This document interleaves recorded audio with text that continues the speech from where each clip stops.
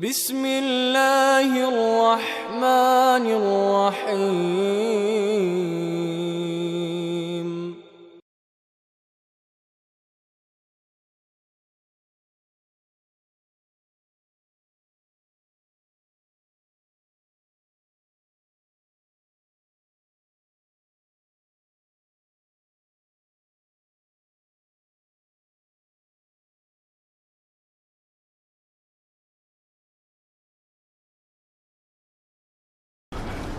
إن الحمد لله نحمده ونستعينه ونستغفره ونؤمن به ونتوكل عليه ونعوذ بالله من شرور أنفسنا ومن سيئات أعمالنا من يهده الله فلا مضل له ومن يضلل فلا هادي له وأشهد أن لا إله إلا الله وحده لا شريك له وأشهد أن محمدًا عبده ورسوله يا أيها الذين آمنوا اتقوا الله حق تقاته ولا تموتن إلا وأنتم مسلمون يا أيها الناس اتقوا ربكم الذي خلقكم من نفس واحدة وخلق منها زوجها وبث منهما رجالا كثيرا ونساء واتقوا الله الذي تساءلون به والأرحام إن الله كان عليكم رقيبا يا أيها الذين آمنوا اتقوا الله وقولوا قولا سديدا يصلح لكم أعمالكم ويغفر لكم ذنوبكم ومن يطع الله ورسوله فقد فاز فوزا عظيما أما بعد فإن أصدق الحديث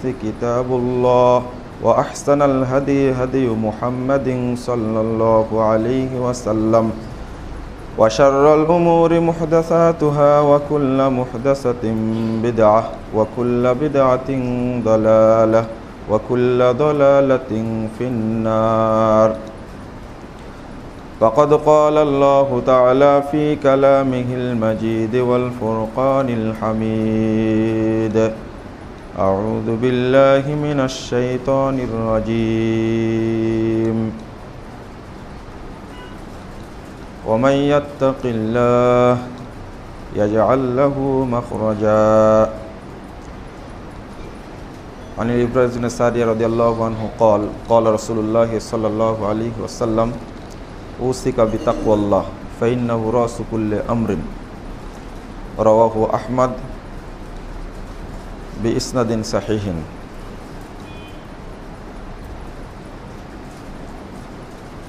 যাবতীয় হামদ ও সানার মহান রব্বুল আলামিনের জন্য এবং যাবতীয় দরুদ ও তাসলিম বর্ষিত হোক শেষ নবী আহমদে মুস্তাফা মুহাম্মদে মুস্তাফা সাল্লাল্লাহু আলাইহি ওয়াসাল্লামের প্রতি। সম্মানিত মুসল্লিবৃন্দ, নৈতিক অবক্ষয় এবং উত্তরণের উপায় এ বিষয়ে আপনাদের সামনে সংক্ষিপ্ত খুতবা পেশ করব ইনশাআল্লাহ। ওয়ামা তাওফীকি ইল্লা বিল্লাহ আলাইহি তাওয়াক্কালতু ওয়া ইলাইহি উনীব। বর্তমান সমাজে নৈতিকতা বলতে কিছুই নেই, জাহিলিয়াতকেও হার মানিয়েছে। যদিও মুসলিম দেশ নামে পরিচিত, মুসলিম সমাজ হিসাবে পরিচিত, কিন্তু এর বাস্তবতা যে তথ্যগুলো কেবল পত্রিকায় এবং মিডিয়ায় প্রকাশিত হয়, এগুলোর মাধ্যমেই আমরা যা জানতে পারি তা অত্যন্ত দুঃখজনক, লোমহর্ষক এবং জঘন্য থেকে জঘন্যতর। এটা বিশ্লেষণের কোনো ভাষা, ব্যাখ্যা করার কোনো ভাষা বোধসম্পন্ন মানুষের নেই। এমত অবস্থায় উত্তরণের কি উপায় হতে পারে? আমাদের একটু পিছনের ইতিহাসে ফিরে যেতে হবে। মুহাম্মদুর রাসূলুল্লাহ সাল্লাল্লাহু আলাইহি ওয়াসাল্লাম যে সমাজে আগমন করেন, সেই সমাজটা ছিল জাহেলি সমাজ। একজন নারীকে 14 জন পুরুষ মিলে ধর্ষণ করে হত্যা করেছে, এটা জাহেলি যুগের ইতিহাস ছিল। আর এখন দিবালোকে একজন মেয়েকে ধরে নিয়ে গিয়ে বা সরাসরি স্বামীর সামনে, ছেলে মেয়ের সামনে সন্ত্রাসী গুন্ডারা 10 জন 12 জন মিলে ধর্ষণ করছে। উভয়ের চরিত্রের মধ্যে কি পার্থক্য আছে? যদিও দেশের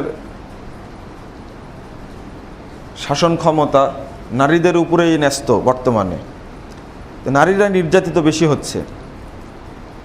বিগত পহেলা বৈশাখের যে বিশ্ববাসী যে নোংরা চিত্র টিএসসি চত্বরে দেখেছে, জাহেলি যুগের সমাজকেও হার মানিয়েছে। এতটা নোংরা হতে পারে না। শুধু এই ইতিহাস প্রকাশিত হতে বাকি আছে, যেটা ইসলাম আসার পূর্বে ইরানে চালু ছিল। বাপ মেয়েকে বিয়ে করেছে, মেয়েকে ব্যবহার করে সমাজে মুখ দেখাতে পারবে না, এই জন্য মেয়েকে হত্যা করেছে। ইমাম তাবারি রহিমাহুল্লাহ তার তারিখুল উমাম ওয়াল মুলুক এই গ্রন্থের মধ্যে এত চমৎকার আয়নার মতো চিত্র তুলে ধরেছেন।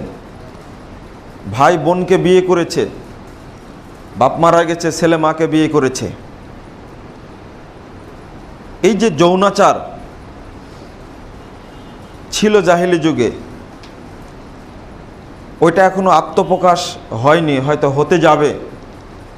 কারণ রাসূলুল্লাহ সাল্লাল্লাহু আলাইহি ওয়াসাল্লাম একটা হাদিসে উল্লেখ করেছেন, লা ইয়াতিয়ান্না আলা উম্মতি কামা আতা আলা বানি ইসরাঈল হাদওয়ান নাল বিন নাল। বানি ইসরাঈলদের মধ্যে যে অবস্থার সৃষ্টি হয়েছিল, আমার উম্মতের একই অবস্থা সৃষ্টি হবে। জুতায় জুতায় যেমন মিল, এক পায়ের সাথে আর এক পায়ের, ঠিক এমনটাই হয়ে যাবে। হাত্তা ইন কানা মিনহুম মান আতা উম্মাহু আলানিয়া লাকানা ফি উম্মতি মান ইয়াসনাউ যালিক। এমনকি তাদের যুগে যদি কোনো ব্যক্তি তার মায়ের সঙ্গে জেনায় লিপ্ত হয়, আমার উম্মতের কুলাঙ্গার তার মায়ের সঙ্গে জেনায় লিপ্ত হবে। এতে ইতিহাস স্পষ্ট। ধর্মের দাবি করে এক একটা সময় এক একটা নোংরা ঘটনা ঘটছে। আজকে যে নৈতিক অবক্ষয়, না হলে একটা মাত্র 17 বছর 18 বছরের বাচ্চা ছেলের কিভাবে মলদারে হাওয়া ঢুকে ওকে হত্যা করতে পারে, বারবার চিৎকার দিয়ে বলছে এরা পশুর চেয়েও নিকৃষ্ট। পশু অবশ্যই একজন মানুষের আর্তচিৎকার শুনে, বহু ইতিহাস রয়েছে, বাঘের কাছে মানুষ হয়েছে মানুষের বাচ্চা, বাঘ তাকে আক্রমণ করেনি। জন্তু জানোয়ার আর একজনের প্রতি দয়া করে, রহম করে, কিন্তু মানুষ এত নিম্ন শ্রেণীতে নামছে যা কল্পনা করা যায় না। নিজ হাতে শিশু মাসুম বাচ্চা, মাত্র বয়স 4 বছর, পত্রিকায় দেখলেন না আপনারা? এক বোধসম্পন্ন মানুষ এই 4 বছরের মেয়ে বাচ্চাটাকে কিভাবে ধর্ষণ করে। একে মানুষ বলা যাবে? একমাত্র কারণ নৈতিক অবক্ষয়। এটা অস্ত্র দেওয়া শাসায় কোনো লাভ হবে না, র্যাব নামায়া কোনো লাভ হবে না। গোটা দেশটাকে যদি সেনাবাহিনীর দেশ পরিণত করা হয়, কখনো এই নৈতিক অবক্ষয় থেকে উত্তরণের পথ খুঁজে পাওয়া যাবে না। ওই কারণ খুঁজতে হবে যে কারণ নিয়ে এসেছিলেন মুহাম্মদুর রাসূলুল্লাহ সাল্লাল্লাহু আলাইহি ওয়াসাল্লাম। একটা বাচ্চা ছেলের লাশ টুকরো টুকরো করে ব্যাগের মধ্যে পুরে নিজ বাড়িতে গোপনে রেখে দেয়, তার হৃদয়টা কাঁপে না? কারণ ওর মতো বাচ্চা ছেলে তো আমার ঘরেও আছে। জাহেলি যুগে এরকম নোংরামি ছিল না। তারা পরস্পরে যুদ্ধ করেছে, কোনোদিন নারীর গায়ে হাত তুলেনি, কোনো শিশুর গায়ে কোনো হাত তুলেনি। আর এই সমাজটা, গর্বের সাথে বলছি, দ্বিতীয় বৃহত্তম মুসলিম রাষ্ট্র বাংলাদেশ, শান্তির দেশ বাংলাদেশ। কতই না কথা বলছি, এগুলো মুখের বলি মাত্র, কিন্তু কোথাও বাংলাদেশের স্বাধীনতা কেবল দেখা যায় টিভির পর্দায়, বাহিরে কোথাও স্বাধীনতা নাই। না, আপনাদের ঠিক বলতে হবে না, ঠিক বলার প্রয়োজন নাই। যারা জুমার খুতবা দেয় গোটা দেশে, তার আরবি ভাষায় মন্ত্র পড়ে, তখনও মুসল্লি ভর্তি, তখন আরবি ভাষায় মন্ত্র পড়ে, মানুষ কিছুই বুঝে না। দেখেন অধিকাংশ মানুষ এখন মসজিদে, বাংলাদেশের কতজন মানুষ আছে মসজিদের বাহিরে? অধিকাংশ মানুষই মসজিদে এখন, কিন্তু বোধগম্য ভাষায় কোথাও আলোচনা করা হয় না। বেদাতি খুতবা চালু করেছে জুমার পূর্বে, মেম্বারে বসে বসে নতুন একটা বেদাত তৈরি করেছে। তখন তো মুসল্লি আসে না, যখন মসজিদ কানায় কানায় ভরপুর তখন মন্ত্র পড়া শুরু করা যায়, কিছুই বুঝে না মুসল্লিরা। এই নৈতিক অবক্ষয় থেকে উত্তরণের প্রথম মাধ্যম হতে পারে সপ্তাহে জুমার খুতবা। এবং ইমামগণ প্রথমে যেটা প্রচার করবে সেটা দিন প্রচার নয়, যত মিথ্যা জুয়া জঘন্য কাহিনী রয়েছে কোরআন হাদিসের সাথে সংশ্লিষ্ট নাই সেইগুলো বর্ণনা করবে। আর মাধ্যম হলো ফাজাইল আমুল। মাদ্রাসায় পাশ করেছে সহিহ বুখারী, মুসলিম, আবু দাউদ, নাসাই, তিরমিজি, ইবনে মাজাহ বই পড়েছে। কত রাসূলুল্লাহ সাল্লাল্লাহু আলাইহি ওয়াসাল্লাম এবং তার সাহাবীদের জীবন ইতিহাস কত চমৎকারভাবে তুলে ধরেছেন সহিহ সনদে, সেইগুলো তাদের মুখে পাওয়া যাবে না। যত বুজুর্গের কাহিনী, মিথ্যা কাহিনী, স্বপ্নের কাহিনী, সেগুলো বর্ণনা করবে। এইগুলোতে মানুষের আসার হয় না, খুতবার সময় মানুষ খালি ঘুমায়। প্রথমত দায়িত্ব থেকে আমরা বিরত থেকেছি। কেন কথাটা বললাম? মুহাম্মদুর রাসূলুল্লাহ সাল্লাল্লাহু আলাইহি সাল্লাম এই জাহেলি সমাজকে আলোকিত করেছেন জুমার খুতবার মাধ্যমেই।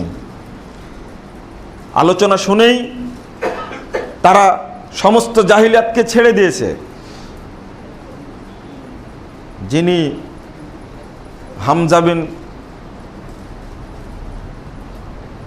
মুত্তালিব, যিনি মদ পান করতেন, যার দাপটে মক্কার মানুষরা ভয়ে কথা বলতো না, হামজায় তা অদ্বিতীয়, তার সাথে কারো তুলনা হয় না। সেই মানুষটি ইসলাম গ্রহণ করার পরে যে নমনীয় হলেন, ওমর রাদিয়াল্লাহু আনহুর ভয়ে কেউ কথা বলতে পারতেন না, বুঝদার মানুষ ছিলেন, যে আপসহীন ব্যক্তি ওমর রাদিয়াল্লাহু আনহু। জাহেলি যুগে তার দাপটে কেউ গলা স্বর উঁচু করে কথা বলার সাহস রাখতো না।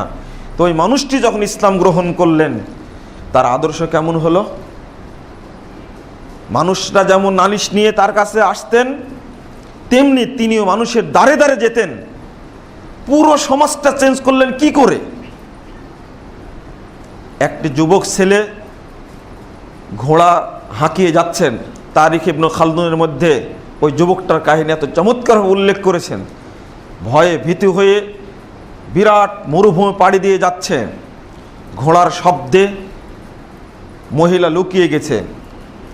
যদি জাহেলি সমাজের ওই তরুণটা যদি অমুসলিম হতো, ওই মহিলাকে ছাড় দিত না। এটা ছিল জাহেলি সমাজ। কিন্তু ইসলাম গ্রহণ করেছে, ঘোড়ার পায়ের শব্দে মহিলা লুকিয়ে গেছে পার্শ্বে গাছের আড়ালে। শব্দ শুনতে পেয়ে বলছে, কে তুমি? তরুণ ছেলেটা মনে করেছে হয়তো বা আমার শত্রু হতে পারে। কে তুমি? বেরিয়ে আসো, না হলে তোমাকে আমি তীর মারব। মহিলা দাঁড়িয়ে গিয়ে বলছে, বাবা আমি একজন মহিলা, দূর পথ আমি পাড়ি দিব, আল্লাহর কসম দিয়ে বলছি তুমি আমার কোনো ক্ষতি করো না। তরুণ বলল, মা তোমাকে ক্ষতি করার জন্য জিজ্ঞেস করিনি, তুমি আসো। ঘোড়ার পিঠে তুলে নিল এই তরুণ ছেলেটা, আর এই মেয়েটাকে দীর্ঘ পথ পাড়ি দিয়ে এগিয়ে দিয়ে আসলো। শেষে জিজ্ঞেস করলো, বাবা তোমার বাড়ি কোথায়? বলছে, না বাড়ির কথা জানতে হবে না, আমার দায়িত্ব ছিল, দায়িত্বটা পালন করলাম, আমি যেন আল্লাহর কাছে নেকি পাই। আমর ইবনে আস গভর্নর, তখনকার ঘটনা, যুদ্ধে জয়লাভ করেছেন। 10 কেজি ওজনের মুকুট সামনে নিয়ে এসে দিয়েছে। দেওয়ার পরে জিজ্ঞেস করছেন, তুমি কি এই স্বর্ণের মুকুট থেকে একটা দানা রেখে দাওনি তো? তখন তরুণ ছেলেটি বলছে, যদি গতকাল হতো তাহলে হয় পুরোটি আমি নিয়ে যেতাম অথবা কিছু নিতাম, কিন্তু আজকে সকালে ইসলাম গ্রহণ করে আমি যুদ্ধে লিপ্ত হয়েছি, সুতরাং এখন আর গোপন করার উপায় নাই। এর নাম হলো ইসলাম, এর নাম হলো আদর্শ। আমি দৃষ্টান্তর পরে বলবো, কিন্তু বাস্তবতা বলতে গিয়ে ওই সমাজ আর এই সমাজের সাথে কত পার্থক্য, অথচ এক শ্রেণীর তথাকথিত ঐতিহাসিক মুহাম্মদ সাল্লাল্লাহু আলাইহি সাল্লামকে বলে যুদ্ধাবাজ, তিনি নাকি ছিলেন জঙ্গির লিডার, যারা ইসলামকে সহ্য করতে পারে না, যারা প্রকৃত অর্থে বাংলা ভাষায় প্রকাশ করলে বলে এরা হলো মূলত লম্পট। লাম্পট্য তাদের কেমনভাবে ধরে বসেছে। ইতিহাসের শ্রেষ্ঠতম নায়ক মুহাম্মদুর রাসূলুল্লাহ সাল্লাল্লাহু আলাইহি ওয়াসাল্লাম সম্পর্কে পর্যন্ত এই ধরনের কথা ব্যক্ত করার সুযোগ পেয়েছে। এখন আপনাকে উত্তরণের পথটা খুঁজে বের করতে হবে, কোথায় থেকে আমি মুক্তি পেতে পারি, কার কাছে গেলে মুক্তি পেতে পারি। দেখুন, 2500 বছর পূর্বে সক্রেটিস থিওরি দিয়ে গেলেন, আগে নিজেকে জানো, তবেই দুনিয়ার যত অন্যায় অনাচার সেখান থেকে বিরত থাকতে পারবে। তার ছাত্র প্লেটো বললেন, বর্তমান বিশ্বের সবচেয়ে গুরুত্বপূর্ণ বিষয় হলো a sound mind in a sound body, একটি সুস্থ দেহের মধ্যে সুস্থ একটি আত্মা। অ্যারিস্টটল কি বললেন? বর্তমান যুগে আমরা একটি সুস্থ দেহের মধ্যে সুস্থ আত্মা খোঁজায় ব্যাকুল। পৃথিবীর ইতিহাসের শ্রেষ্ঠ 3 জন দার্শনিকের বক্তব্য একদিকেই গেছে, কিন্তু কেউই মানবতাকে কল্যাণ দিতে পারেনি, মানুষের মধ্যে শান্তি নিয়ে আসতে পারেনি। কারণ খুঁজে বের করেছেন, কোন জিনিসটা ভালো হলে, কোন জিনিসটা সমস্যার কারণে পৃথিবীর সমস্যায় জর্জরিত, তার কারণ খুঁজে বের করতে পেরেছেন। ওই জিনিসটা ভালো করতে হবে এটা বুঝতে পেরে উপলব্ধি করতে পেরেছেন, কিন্তু কি দিয়ে ভালো করা যাবে তারা এটা পাননি। না পাওয়ার কারণেই ওই ঔষধ প্রয়োগ করতে পারেননি, শুধু আত্মচিৎকার করেই বিদায় নিয়েছেন তারা। অবশ্যই সেই ঔষধ নিয়ে আগমন করলেন মুহাম্মদুর রাসূলুল্লাহ সাল্লাল্লাহু আলাইহি সাল্লাম।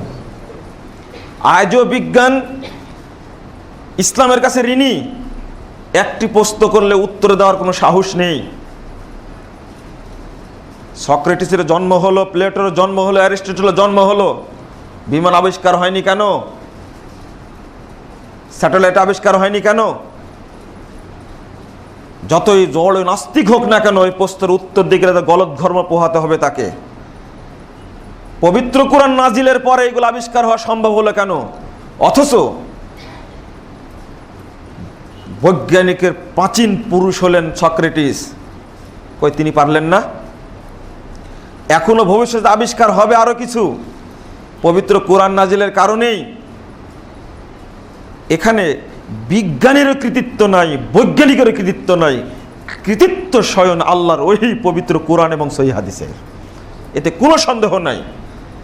এই জন্য ডাক্তাররা নাস্তিক কম হয়, নাস্তিক হয় অন্য সাইডের মানুষ, তারা একটা মানুষের দেহ নিয়ে গবেষণা করতে পারে। যিনি বিশ্বকে ধর্মীয় এবং বৈষয়িক উভয় জগৎটা যিনি আলোকিত করালেন, সেই মানুষটাকে যদি দোষারোপ করা হয়, যার কারণেই পৃথিবীতে বিমান আবিষ্কার হলো, যার কারণে পৃথিবী আলো দেখতে পেল, আমি তার ইতিহাসকে ভুলে যাচ্ছি। আর ব্যক্তি যিনি খ্রিস্টান, যিনি বিধর্মী, যিনি আল্লাহদ্রোহী, তাদেরকে বলছি যে ইনি হলেন মূল গুরু।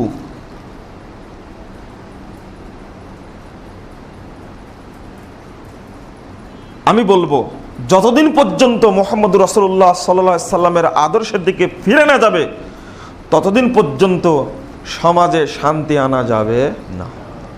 সোজা কথা।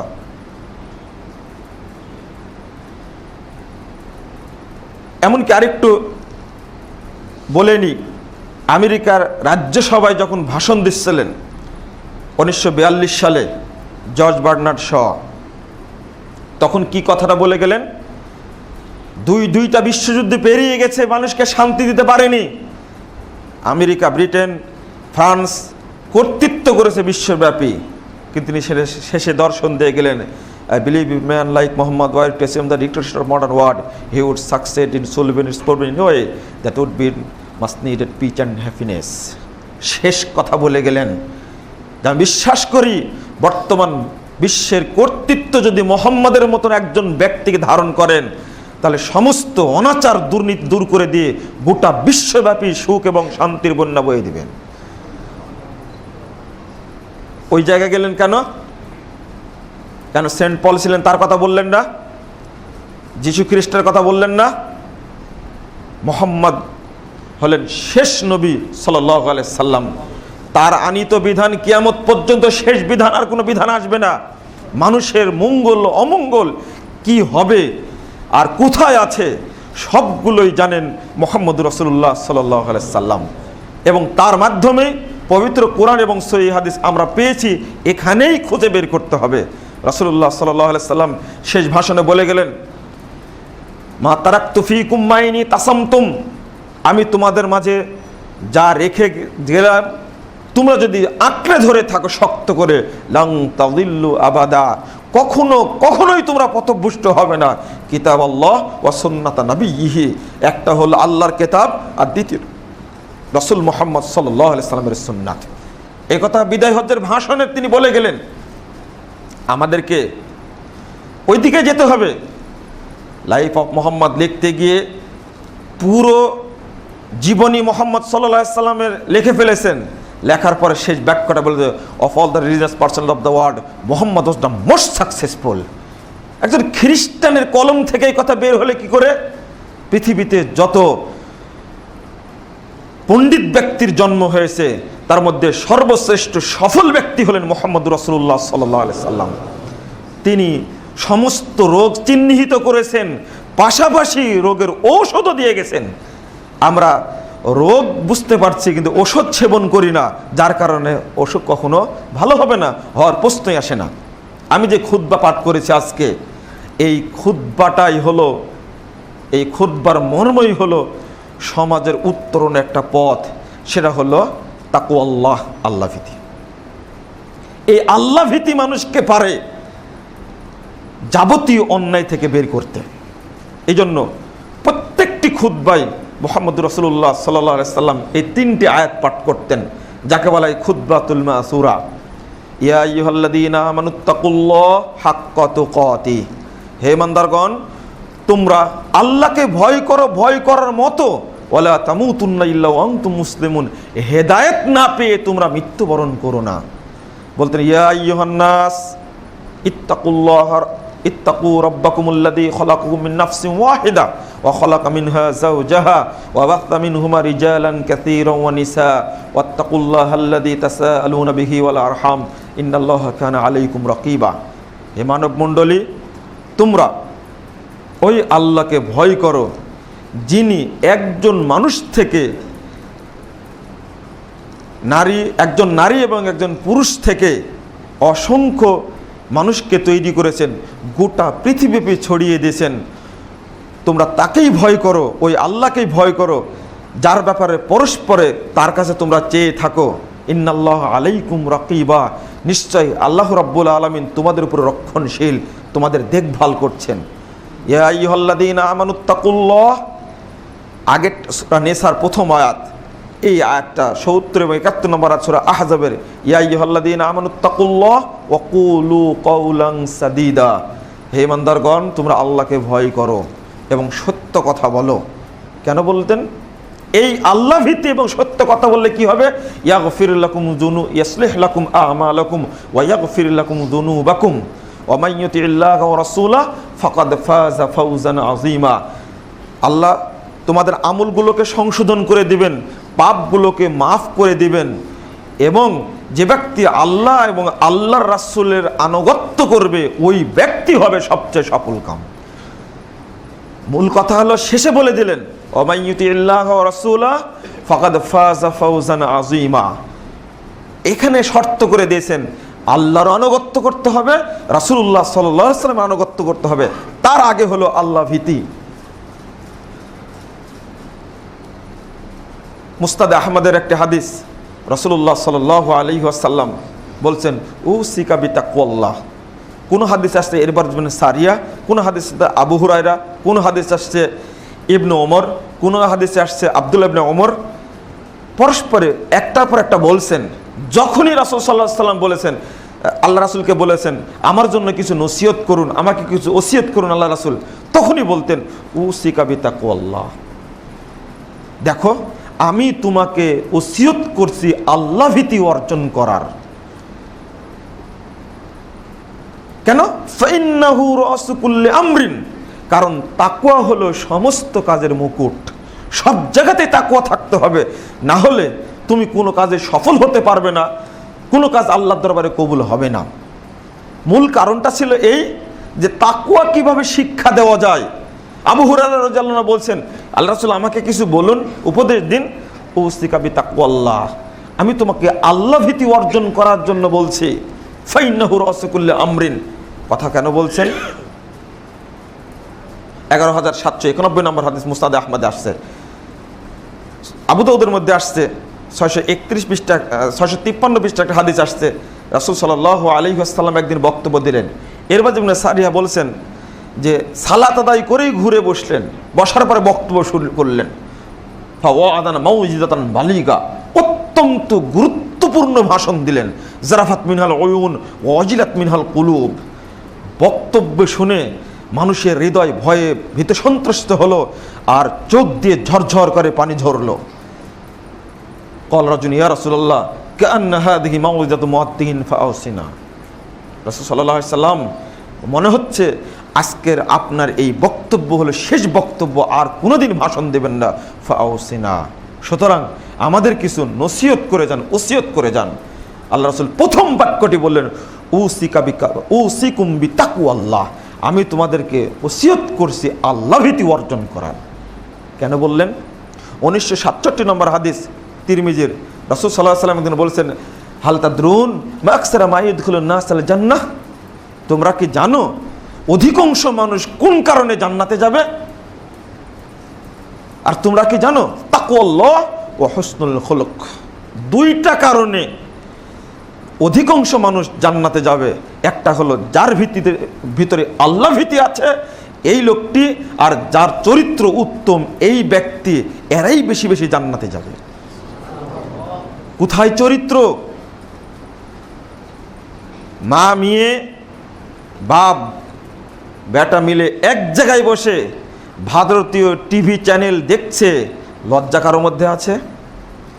যে নোংরামি চলছে, কিভাবে মা মেয়ের সামনে এই টিভি চ্যানেলটা অন করে রেখেছে, কিভাবে দেখছে? যদি লজ্জা থাকবে, চরিত্র যদি থাকবে, কোশ্চেন কালে একজন মা গান শিক্ষা দেওয়ার জন্য হারমোনি নিয়ে মেয়েকে কখনো তার শিক্ষকের কাছে পাঠাতে পারে না। যে লজ্জা যদি থাকে, লজ্জা হলো ঈমান। আল্লাহ রাসূল বলেছেন আল হায়াউ মিনাল ঈমান ওয়া ঈমানু ফিল জান্নাহ, মনে রেখো লজ্জাই হলো ঈমান, আর ঈমান থাকার নিদর্শন হলো জান্নাতে যাওয়া। ও লজ্জা কোথায় আছে? একটা মেয়ে তার মা বাপের সামনে মঞ্চে নাচানাচি করছে, গ্যালারি থেকেছে, হাততালি দিচ্ছে, এর কি লজ্জা আছে? এর কি চরিত্র আছে? পয়লাকে বৈশাখে এই সমস্ত নষ্টা মহিলার কাপড় ছেড়ে বেলাতে কার ছেড়বে কাপড়? পয়লা বৈশাখ শুধু বন্ধ করলে হবে না, যেখানে পুলিশ আছে, র্যাব আছে, অস্ত্র সজ্জিত র্যাব পুলিশের সামনে মহিলাদের বস্ত্রহরণ, নাম দিয়েছে বস্ত্রহরণ। কারণ ভালো ভাষা ব্যবহার করা যায় না, কাজটা খুব নোংরা, ভাষাটা হলো ভদ্র। কাজটা কত জঘন্য কাজ, আর সুন্দর একটা ভাষা ব্যবহার করে বস্ত্রহরণ, ন্যাংটাকরণ বলা যায় না?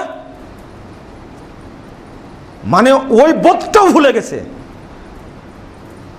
আর কোন মিডিয়া এরা পাশ্চাত্যের খুদকুড়ো খাওয়া মিডিয়া, তারা চায় বাংলাদেশটাকে ন্যাংটার দেশে পরিণত করতে।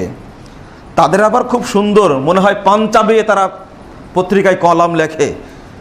যদি ওই মেয়েটা তার বোন হতো, যদি ওই মেয়েটা তার মেয়ে হতো, তাহলে সাংবাদিক কোন কলমটা কিভাবে লিখতেন? রাসূলুল্লাহ সাল্লাল্লাহু আলাইহি সাল্লাম বলে দিলেন, তাকওয়াল্লাহ হুসনুল খুলুক, আল্লাহ ভীতি যার মধ্যে আসে ওই ব্যক্তি জান্নাতে যাবে। কারণ ওই ব্যক্তি যা করে মনে করে আল্লাহ রাব্বুল আলামিন সামনে উপস্থিত। রাসূল সাল্লাল্লাহু আলাইহি সাল্লাম বললেন, তোমরা কি জানো ইহসানটা কি? জিবরিল বললেন মুহাম্মদ সাল্লাল্লাহু আলাইহি সাল্লামকে, মাল ইহসান, মুহাম্মদ বলুন ইহসান কি?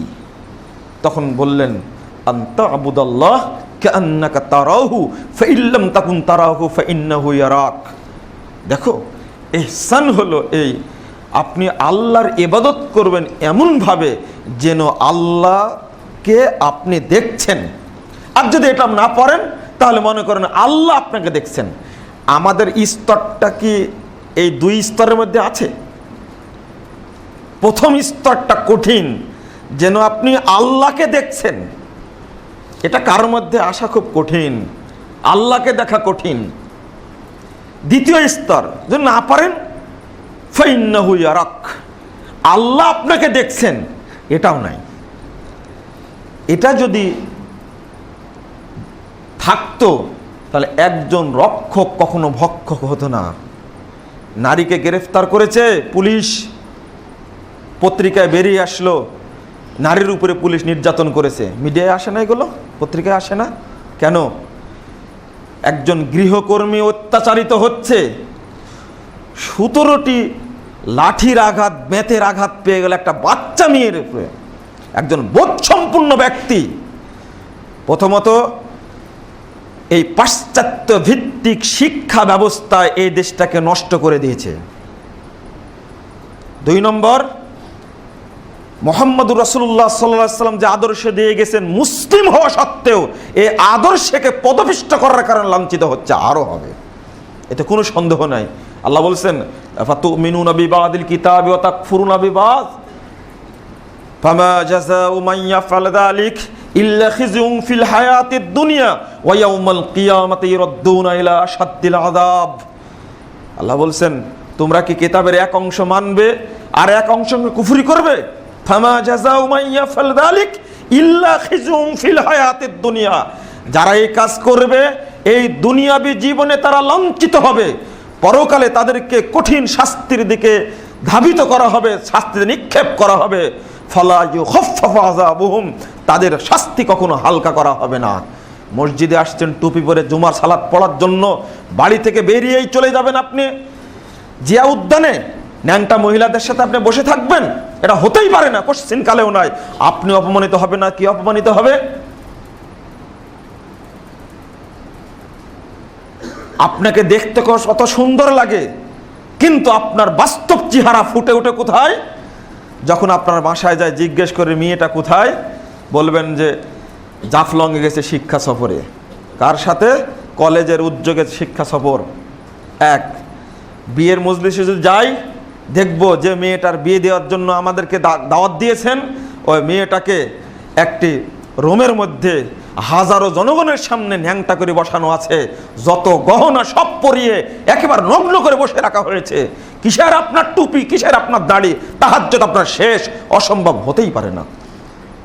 অনেক বিয়ে খেতে যে ফিরে এসেছি, আপনার সাথে বন্ধুত্ব, আপনাকে ভালোবাসে, এই জন্য যে ফিরে আসতে বাধ্য হয়েছে যে না, এই হলেও ঢোকা যাবে না, এই দাওয়াত কবুল করা যাবে না, এই বিয়ের দাওয়াতে যাওয়াটাই হারাম। ঈমান রক্ষা করতে চাইলে অবস্থা এইরকম। যায় দেখবো, বাড়িতে গিয়ে ঢুকেই দেখবো চারিদিকে ছবি ঝোলানো আছে, কত সুন্দর করে জাফলংয়ের ছবি, কক্সবাজারের ছবি, সেন্ট মার্টিনের ছবি নিজে তুলেছে, আত্মতৃপ্তি কত। এটা কি মুসল্লি না ভণ্ড? এ উত্তর কি হবে? মুখে দাড়ি কত চমৎকার, পাঞ্জাবি গায়ে দেয় খুব চমৎকার, বাড়িতে গিয়ে দেখি ছবি পূজা চলে। এটা বাহ্যিকভাবে মুসলমান হয়ে কোনো লাভ নাই। আপনাকে আল্লাহ রাব্বুল আলামিন বলেছেন, ইন্নামা হাররাম রব্বি রব্বি মা যহরা মিনহা ওয়া মা বাতান। একটা মূলনীতি এখানে আল্লাহ রাব্বুল আলামিন বলে দিয়েছেন যে আমার রব হারাম করেছেন প্রকাশ্য ব্যভিচার, প্রকাশ্য বেহায়াপনা, অপ্রকাশ্য বেহায়াপনা, দুটোইকে হারাম করেছেন। আপনি একটাকে ধারণ করেছেন। প্রকাশ্যে আপনার মাঝে কোনো রকমের বেহায়াপনা দেখা যায় না, কিন্তু অপ্রকাশ্যে সবই চলছে। ট্রেন তো চলবে না, এক লাইনে দিয়ে ট্রেন চলে না। পাখি এক পাখায় উঠতে পারে না, দুই পাখায় লাগে। তা আপনার এই ঈমান সিরাতে মুস্তাকিমের উপরে আছে, আপনি বুঝলেন কি করে? আপনার মোবাইল খুঁজলে দেখা যাবে অসংখ্য নোংরা পূর্ণ ছবি আছে। পত্রিকায় কিছুদিন আগে রিপোর্ট পেশ করলো, একটা না কয়েকটা রিপোর্ট। একটা স্কুলে গিয়ে 100 জন ছাত্রীর মধ্যে 87 জন ছাত্রী পূর্ণ ছবি দেখে, মোবাইলে পূর্ণ ছবি পাওয়া গেছে। এমনকি তাদের মধ্যে 67 জন মেয়ে ক্লাসে বসেই দেখে, টিচার ক্লাস দিচ্ছে, এদিকেই নগ্ন ছবি দেখছে, ইন্টারনেটে যত ছড়িয়ে দেওয়া ছবি এইগুলো দেখছে। তাহলে আত্মিক উন্নয়নটা কোথায় হবে? এই অবনতি ঘটলো কি করে? আর এই অবনতির পিছনে দেখেন, বললাম আল্লাহ রাব্বুল আলামিন বলছেন ফামা জাযাউ মান ইয়াফআল যালিকা ইল্লা খিজুন ফিল হায়াতিদ দুনিয়া। যারা এই কাজ করবে তারা পৃথিবীতে লাঞ্ছনা নেমে আসবে। এই মেয়েটা দীর্ঘ 2 বছর 3 বছর যাবৎ ছেলেটার সাথে প্রেম করছে, ওকে বলছে পবিত্র প্রেম, লিভ টুগেদার, গার্লফ্রেন্ড আর বয়ফ্রেন্ড, এইগুলো ভাষা দ্বারা পরিচালিত করানো হচ্ছে আর নোংরা যৌনাচারে লিপ্ত হচ্ছে। অথচ রাসূলুল্লাহ সাল্লাল্লাহু আলাইহি সাল্লাম কত শক্ত কথা বলে গেছেন। ওর আগের আল্লাহ রাসূল বলছেন যে কুতিবা ইবনে আদম নাসিবুহু মিনাজ জান্নাহ লা মুদ্রাকা যালিকা মুহালাতান। আদম সন্তানের উপরে জিনার একটা ভাগ লিখে দেওয়া আছে, ও জিনা করবেই। ফাইনানি জিনাহুমান নাজরু। ইসলাম কত সচেতন, ইসলাম কত সচেতন, আপনি কখনো গবেষণা করে তলা পাবেন না। ইসলাম কত গভীর, কত সচেতন। 2 চোখের জেনা হলো চোখ দিয়ে দেখা, লিসানুহা জেনা হল কালাম, আর মুখের জেনা হলো কথা বলা, জেনা ওয়ালিয়াদু জেনা হল বাচ্চু, আর হাতের জেনা হলো স্পর্শ করা। ও আইনানে ও উজনানে জেনা হুমল ইস্তেমা, আর 2 কানের জেনা হলো শ্রবণ করা। কে এমন ব্যক্তি আছেন, এই ঈদটা গেল আর ঈদের মধ্যে নগ্ন ছবি আপনি দেখেননি? এমন কে আছেন? এমন কে আছেন গান শুনেননি? বাংলাদেশের চ্যানেলের কথাও যদি বলি, ইন্ডিয়া ভারতীয় চ্যানেল তো আছেই, বাংলাদেশের চ্যানেলগুলি একটা পার্ট নেই, এটা আমার আগে জানা ছিল না। 1 সপ্তাহ বা 10 দিন ব্যাপী চলবে নাটক আর ছবি। এগুলো কি দেখার মতো? আমরা তো টিভি দেখতে পাই না, তবে বাহিরে যে পোস্টারগুলো লাগানো থাকে, আপনি যখন সাভার থেকে ঢাকার দিকে ঢুকবেন, ডানে বামে তাকিয়ে দেখবেন কত নগ্ন ছবি দেওয়া আছে। ওই অবস্থা একজন বোধসম্পন্ন মানুষ তার বাচ্চা ছেলেটাকে নিয়ে যেতে পারবেন একসঙ্গে, যার কোনো সুযোগ নাই। যে নগ্ন ছবিগুলো দেওয়া আছে, গোটা দেশে সয়লাভ হয়ে গেছে ছবিতে, আর ছবি বিক্রি করে মানুষ অর্থ উপার্জন করছে। হলে চলছে এই নোংরামি, নেটে চলছে এই নোংরামি, টেলিভিশনে চলছে এই নোংরামি, চ্যানেলগুলো ছড়াচ্ছে নোংরামি। আর ধর্ষণের ঘটনা ঘটবে না কেন? হত্যার ঘটনা ঘটবে না কেন? গৃহকর্মীকে অত্যাচারের ঘটনা ঘটবে না কেন? ঘটবেই। প্রথম কর্মসূচি হতে হবে, যত হল রয়েছে সিনেমা হল সবগুলো বন্ধ করতে হবে অতি দ্রুত। ইন্টারনেট নিয়ন্ত্রণে নিয়ে আসতে হবে। যদি খ্রিস্টান রাষ্ট্রগুলি পারে, এমনকি কি একটা দেশ, আর্জেন্টিনার মতো একটা দেশে যদি সুন্দরী প্রতিযোগিতা যদি বন্ধ হয়, বাংলাদেশে মুসলিম রাষ্ট্র বোধসম্পন্ন মানুষ, এই রাষ্ট্রে কেন সুন্দরী প্রতিযোগিতা বন্ধ হবে না? কেন বন্ধ হবে না? বহু রাষ্ট্রে অবস্থা দেখে সঙ্গে সঙ্গে এই অনুষ্ঠান অফ করে দিয়েছে। তারা হলো খ্রিস্টান, তাদের ধর্ম কি আর অধর্ম কি সব সমান, বোধসম্পন্ন হয়ে সঙ্গে সঙ্গে অনুষ্ঠান বন্ধ করে দিয়েছে। আর বাংলাদেশ যতদিন যাচ্ছে তত ন্যাংটাপোনা উলঙ্গপোনা তত বেড়ে যাচ্ছে, লজ্জাশীলতা উঠে যাচ্ছে।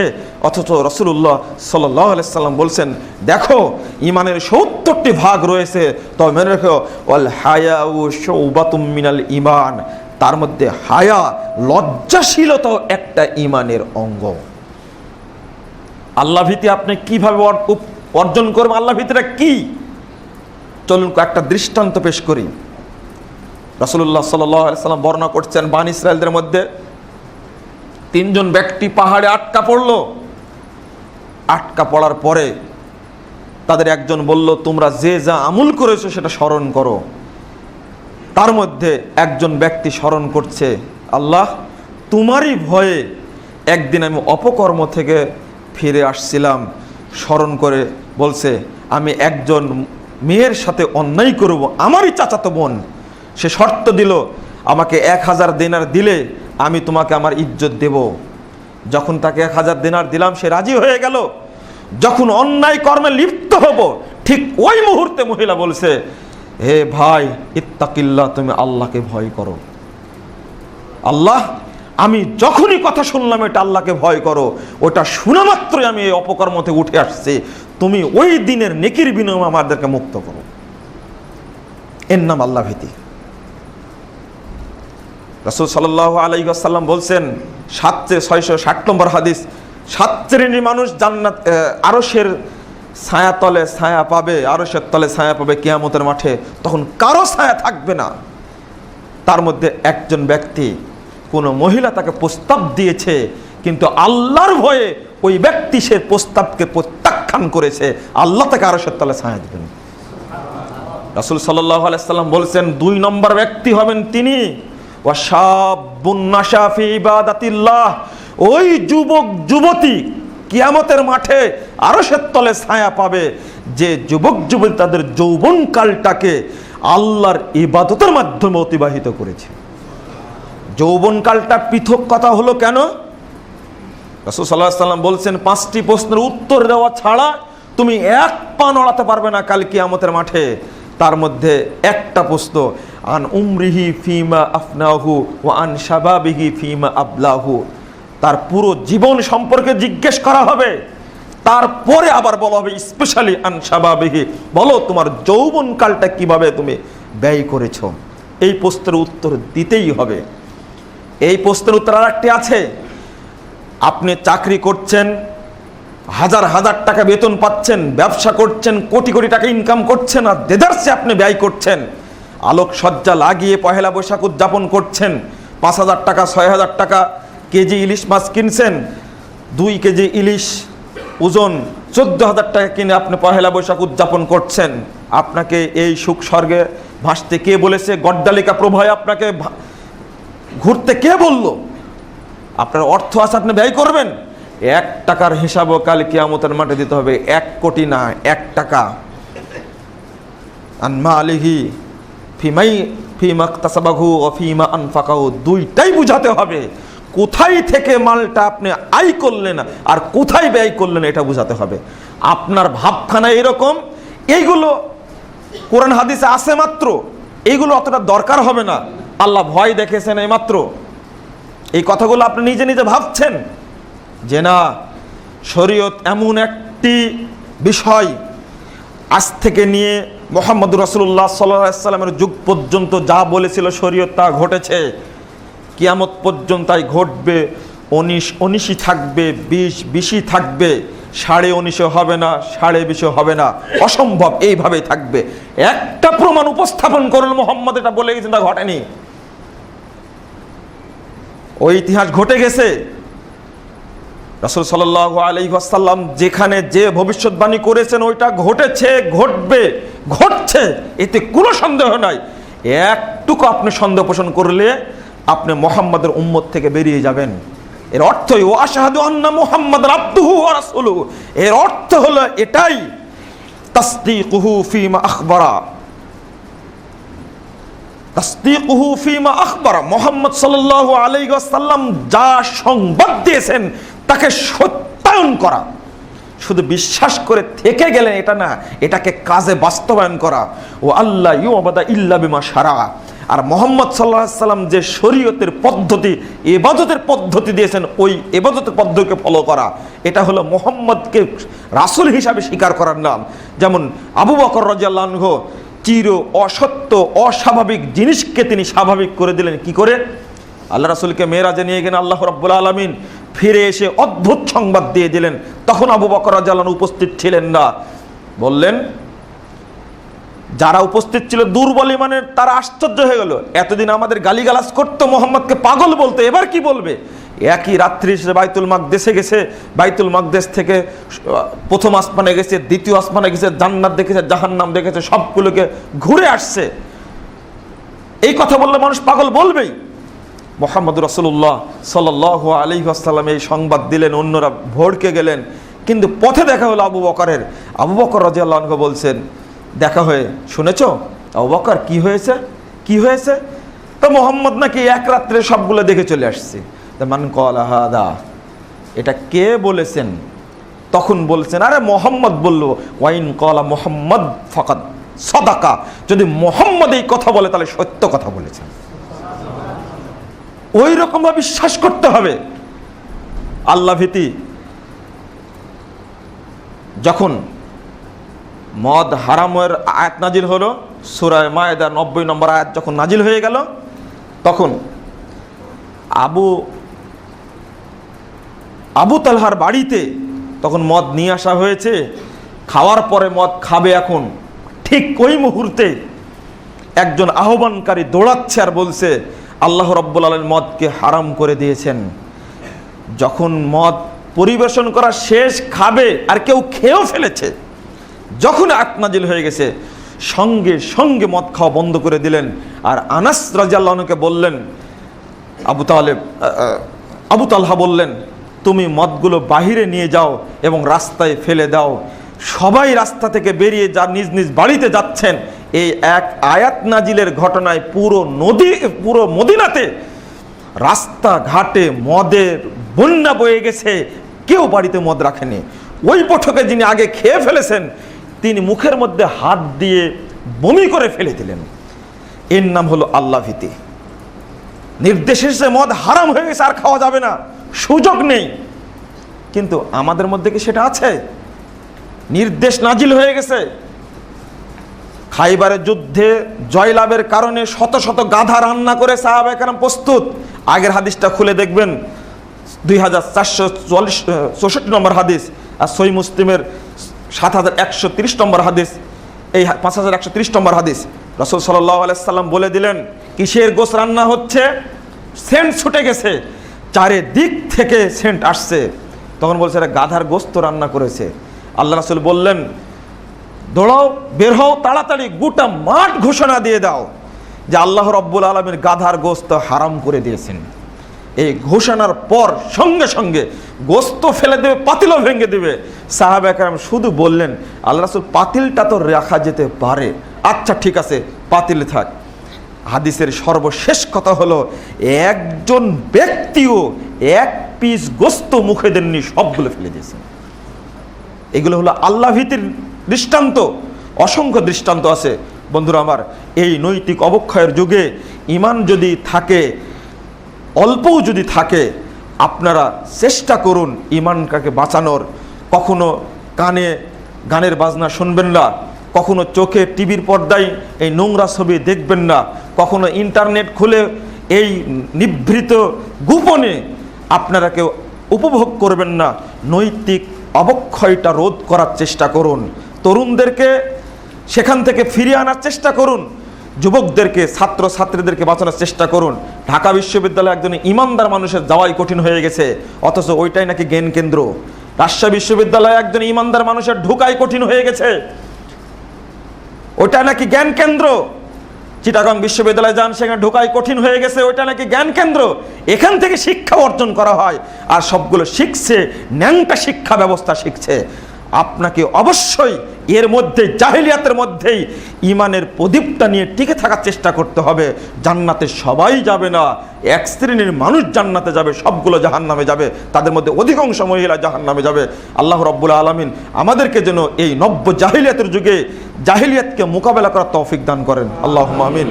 আল্লাহ যেন আমাদের ইমানটাকে হেফাজত করেন, আল্লাহুম্মা আমিন।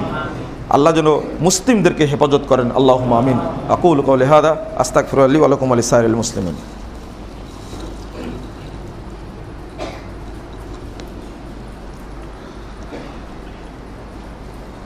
আলহামদুলিল্লাহি ওয়াহদা ওয়াসসালাতু ওয়াসসালামু আলা মান লা নাবিয়্যা বাদা।